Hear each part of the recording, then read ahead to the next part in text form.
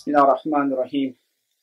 اللهم صل وسلم بأنواع كمالتك في جميع تجلياتك على سيدنا ومولانا محمد أول أنوار فائدة من بحور أدمات ذاتي المتحقق في علم بطون ودهور بمعنى أسماء صفاتي، فهو أول حامد متعبد بأنواع عبادتي وقرباتي ومد في العالمين، وعلى آله وصحبه وسلم. اللهم صل وسلم على سيدنا محمد فاتح لما أغلق وخاتم لما سبق ناصر الحق بالحق وهادي إلى صراطك المستقيم، وعلى آله حق قدره مقدار العظيم. السلام عليكم ورحمة الله وبركاته. How lucky is the one who heard Sayyidina Muhammad alayhi salatu wasalam say, إِنَّمَا الْأَعْمَالُ بِالنِّيَّةِ. How lucky is the one who heard these words, the Prophet alayhi salatu wasalam, that actions are according to your intentions. And your actions are according to your intentions. The great Habib Muhammad ibn Alawi al-Idrus, radiyallahu ta'ala, he said, كان السلف يعلم أولادهم النية كما يعلمهم الفاتحة. That the Salaf, that the righteous people would teach their children to have good intentions, like righteous intentions, sincere intentions, in the same way that they would teach them Al-Fatiha Sharifa. Everyone in this room knows the value of Al-Fatiha. We've all heard Sayyidina Muhammad alayhi salatu wasalam say, La salata liman lam yaqra bi-Fatiha al-kitab. There's no prayer for the one who does not read the Fatiha. So the Fatiha is the ruh, is the pillar of your salah. So your intention is also the ruh of your action. What is niyyah and what is action? Action is the extension of your intention. The action itself is the extension of your intention. The intention is the movement that takes place in the heart. And it manifests on your limbs. Right? So we have to understand that when we leave home in the mornings, for example, every day, this is how you can really transform your everyday activities into ibadah. How? Well, in the morning when you stand outside your front door, you will stop and you pause and you're going to renew your intention. Maybe you're a student going to university. What's your niyyah? What's your intention that you're going to university? Or you're going to work? What's your intention? What's your niyyah attending this gathering? Well, when you go to work or you go to college in the morning, this is going to be your niyyah. Ya Allah, I'm going to get an education so I can have a good job, so I can have a halal income, so I can worship you. Why do you come to this gathering? Because Allah says, Inna Allah wa malaikatu yusallun ala nabi ya ayyuhalladhina amanu sallu alayhi wa sallimu taslima. You say, Ya Allah, I'm coming to this gathering because you and your malaika send salutations upon the Prophet, Allahumma salli barak alayh, and you've commanded us also to do that. That's why I'm here in this gathering. If you're a mother and you're having difficulties doing your extra nafil, your nawafil, or your extra juz, because you're too busy with the children, you make the niyyah that you're bringing up a believer. That's what you're doing. You're bringing up a believer. And everything your child learns goes back into your account. It goes into your khair. Imam Abdullah ibn Ali Haddad, one of the great Imams. And this is why we say that when Imam Haddad gives you advice, you take it as gold. You take it as gold. For those who don't know Sayyidina Imam Abdullah ibn Ali Haddad, when he was a young boy at the age of 4, he became blind. Even though he was blind, when he used to walk straight. Right?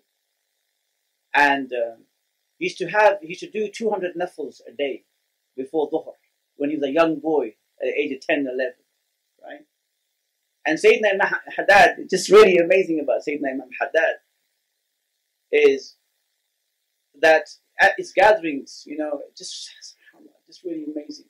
Imam Haddad, a man came to see him, and he was concerned. He was looking at the Imam, and the Imam was blind, So he was sitting, and the man came to see Imam Haddad, and coffee was served. Coffee was served, and so the man wanted to ask a question to the Imam. He said, but then he said, Imam, isn't it difficult, being blind, And the Imam said, there's a fly in your coffee. And he looked down, there's a fly in his coffee. So he understood.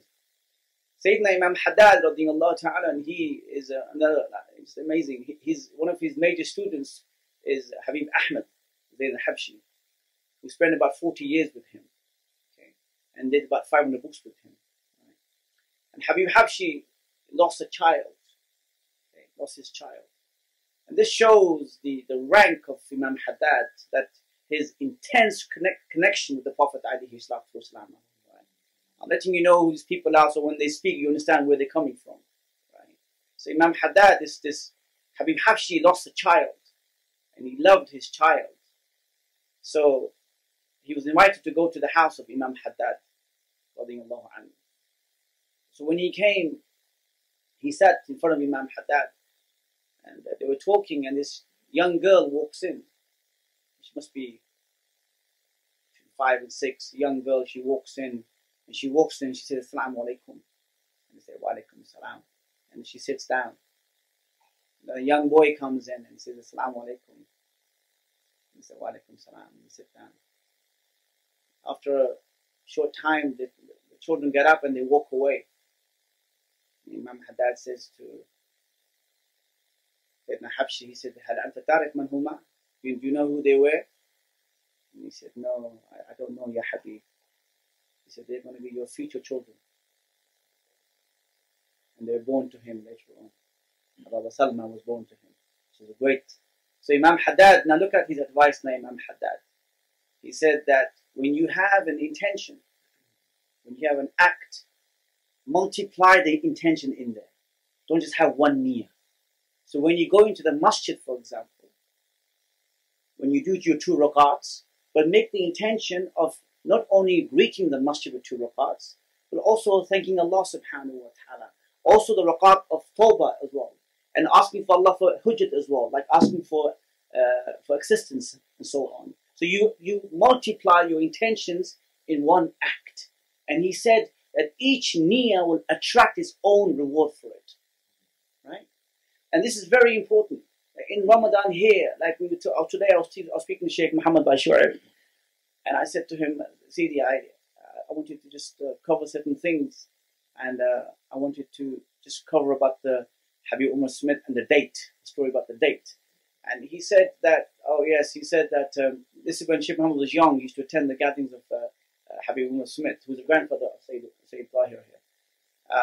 And Habib Umar was also the Sheikh of Habib Mishul Haddad and Habib 𝗿𝗲𝗁 𝗂𝗃. Right? And he said that if you have a date and you give that in sadaqah, but with sincere intention, in your sight it's only a date, but in the sight of Allah it's Uhud. It's a mountain Uhud, because of sincerity behind that. Right? So never look down on an act, because you can just change that act, right? And last time I said to you regarding Sheikh Ahmed Bamba. Sheikh Ahmed Bamba was one of the great masters of Senegal, great master. And listen to his words. Listen to his words. He said, number 1, don't harm anyone. Don't harm anyone. And number 2, he said that don't speak ill of anyone. Number 1 was it? Don't harm anyone. Number 2, don't speak ill of anyone. And number 3, don't formulate an evil intention against anyone. And he said, if you're able to do these 3, what are they again? Number 1, not to harm anyone. Number 2, what? Not to speak ill of anyone. And number 3, not to formulate a bad intention against anyone. He said, if you're able to do these 3, if anybody else or if anyone else has an evil intention against you, it will just fall back upon them. He said, this is your talisman. This is your ruqyah, right? This is the power of intention. So when you make a niyyah that you can have can affect generations to come because of your intention. Generations to come. Hatta yawm al-qiyamah. A great king by the name of Tuba. This is before I finish, inshallah ta'ala. A great king from Tuba, from Yemen. And he had a huge army. And wherever he went, he took his soldiers with him. And he had thousands of men. And he had servants, and he had maids, and he had cooks, and he had doctors, and he had ulama. And wherever he went, and he arrived at the land, people will come out because they're just overwhelmed by the presence of the army, just to greet him, right? So wherever he went, people will come, give him his, his honor and respect. And then he ends up in Makkah. Some say Bakka, some say Makkah. Bakka can be the city, and Makkah is where the Kaaba Sharif is, or the other way around. It's Kaaba is the city, and Bakka where is the Kaaba Sharif. So he comes there with all his army and entourage. When he comes there, when he arrives there, nobody comes out to greet him. There's no one out there to honor him. He's looking around, and inside he's feeling angry now. Where is everybody? So he calls his chief minister to come along and said, why are these people? He said, King, they have a place called the Kaaba, and they venerate it, and they really look up to it, and they don't go to anyone else. So this king, in his heart, he made a niyyah, the intention. What's the intention he made? He's going to smash down the Kaaba. He's going to break down this Kaaba. He got so angry. He said, you know what? And he's thinking to himself, I want to kill everyone here as well. They say the moment he did this niyyah, the moment he made this niyyah, he received a severe headache, and pus starts to come out of his nose. And this pus has a stench, okay? And so he starts asking his people for advice. His doctors come to him, and they're looking at him, examining him. They can't find a cure. But the smell was so bad that they couldn't even sit next to him. He just, so he's all by himself, poor chap, all by himself. The ulama, they had 400 ulama there amongst them, 400 ulama. So the chief alim, the chief sheikh, he said to the minister, can I go and see him? They go, yeah, you can go and see him. He said, 1-to-1. It's okay, 1-to-1. Because they realized that this was not a dunyawi medicine. This is more like a ruhani issue. So the sheikh goes up to him. He says to him, yeah, king, he said, did you make any intention? And he said, yes, I did. I made an intention. He said, what was your niyyah? He said, my niyyah was to destroy the Kaaba, to smash down the Kaaba. And the moment I did that, I started receiving this headache, And he said, just change your niyyah. Just change your niyyah now, and you see what happens. So he stops, and he looks inside himself, and he changes his niyyah. And the moment he does that, the pus stops, and the headache goes away. And he realizes, wow, okay. So to honor the Kaaba, he puts on the kiswa. So he's the first one in history to put on the kiswa onto the Kaaba. Now they travel. He takes all his army, all his people, they travel. And they arrive at some water. This is about hundreds of miles away. And they arrive. There's no one there, nothing there. And they go, there's some water, just some water there. So they said, drink water, it's sweet water, lovely water. But the ulama realized, they're talking amongst themselves. They said, هذا مكان, هذا مكان. The ulama say, this is the place where Sayyidina Muhammad will come, and we are going to stay here. Even if the king says to us, we have to go, and we will refuse. And if he kills us, we will die here. So the next day, the king said, let's go, let's move on. He gave the instructions, and he said, we ain't moving from here. And they said, why? He said, well, this is the place where the last prophet is going to come. And we want to stay here. I said, who is this prophet? So they spoke to him about it. The chief, the sheikh who gave him the advice, explained to him, right? Hub. Like he fell in love with the Prophet, the king. Right? So he said, okay. He said, you're going to stay here. I want to build you 400 houses. So he built a home for each person there. And he got them married off with the slaves. Okay? This becomes the first community of Medina. First community. And look at this man. Look at his niyyah. He said, I want to give a house to the Prophet as well. So when he comes here, I want to give him. So he had a letter written for the Prophet ﷺ, and he gave to the chief imam there, sheikh. He said, you give this, if the Prophet comes in your time, you give it to him. But you pass it down into your grandchildren, hatta, until he comes. Right? So this is what happened. This is about 700 years, some say 1,000 years before Sayyidina Muhammad came. Now when Sayyidina Muhammad came for Hijrah, it was only Sayyidina Abu Bakr and Sayyidina Muhammad. And they leave Makkah. Now look at these people. In Medina, people were believing in the Prophet, but they had not seen him. So what they would do, in the morning they'll come out. Early in the morning, the whole Medina will come out. The children will come out, the old will come out, the women will come out. They'll come outside waiting for the Prophet to come, because they've heard he's left Makkah. So they're waiting for him. They're waiting for him. And it'll become so hot, they'll go back home again. And they'll come out again. And one day when they were going back home, there was a man on the top of the roof, one of the houses. He says, Sayyati Rasul, Sayyati Rasul. He's coming, he's coming. He's coming. So they see two men coming. The people of Medina see two men coming, right? And they can't recognize who is the Prophet. They don't know who is Sayyidina Muhammad and Sayyidina Abu Bakr. They don't know. And they come closer and closer and closer. They don't know. And there's a tree there, so they get off of the tree and they sit under the tree. The people of Medina go up to Sayyidina Muhammad and Sayyidina Abu Bakr. They don't know man huma, like who is the Prophet and who is Sayyidina Muhammad. They don't know. And the reason why is because just before that, Sayyidina Muhammad and Sayyidina Abu Bakr were in the cave for 3 days. 3 days. So the light of the Prophet was reflecting on the face of Sayyidina Abu Bakr. So they could not know who was Sayyidina Muhammad, Sayyidina Abu Bakr. And when Sayyidina Abu Bakr saw that, Sayyidina Abu Bakr stood up and he took his burda and he covered the head of the Prophet ﷺ. And they realized that is the Prophet ﷺ. Now he's riding his camel called 𝗟𝗲𝗁. 𝗟𝗲𝗁.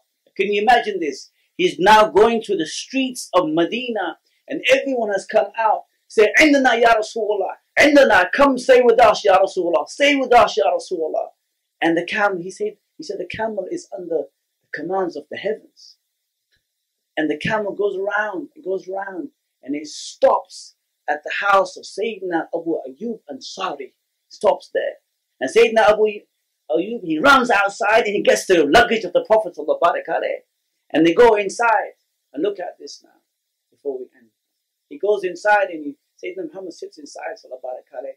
And the women next door of the house, they say, do you know who our neighbor is? It's the Prophet ﷺ.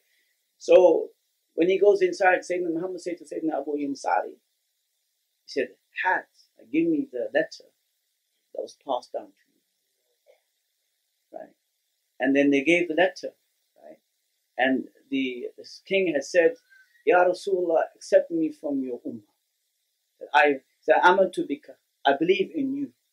And I believe in the book that's revealed to you. And accept me as your ummati. And Sayyidina Muhammad said, Qabultu, I accept this. And this king, this alim was the great grandfather of Sayyidina Abu Ayyub Ansari. So this is why Ahbab Mustafa, or you brothers here, make good intentions because it can affect your children as it comes along, inshallah ta'ala. Allahumma salli wa sallim. We ask Allah subhanahu wa ta'ala, Allahumma salli barik alayh. This is just so, if only we could understand just the Allahumma we ask Allah, نسألك بفضلك بفضل نبيك الذي فضلته على سائر الأنبياء والمرسلين، ورسولك الذي جعلت رسالته عامة وخاصة وبركة للخلق الأجمعين، أن تصلي وتسلم عليه وعلى آله صلاة وسلاما ننال بهما محبته ومتعبته في أقوالي وأفعالي وأحوالي وفي أوقاتنا، في أحوالنا، في بيوتنا، في قلوبنا، وعلى آله وصحبه وسلم. الحمد لله.